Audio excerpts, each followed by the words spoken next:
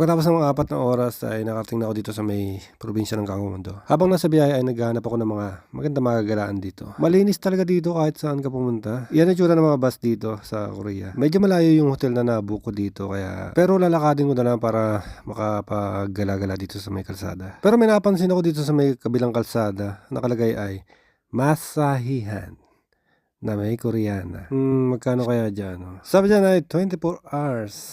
Upin. Venus Massage. Kaya kung medyo pagod ka na sa kalalakad, kakagala, pwede mo subukan yung kanilang healing massage. Meron kaya diyang happy ending, hindi natin alam. Yung roundabout nila dito, maganda. Walang kalubak-lubak. Yung papunta pala sa motel na nabukan ko ay medyo delikado. Ilaw-ilaw, ang dami-dami. Madami ako nakikita mga foreigner dito, mga nagtumatambay dyan. Kapag nakakita ka ng mga ilaw-ilaw na ganyan, siguradong marami diyang escort. Kung naghahanap ka ng mga babae, sigurado hindi ka masisiro sa mga ganyan, may budget ka lang. Maganda pala dito, may dagat, may mga escort, masahihan, club, at marami ding motel, tapos malapit sa train, konti lang yung tao. At aksidenteng dito ako nakapag-book. Hindi ko to alam, nagkataon lang.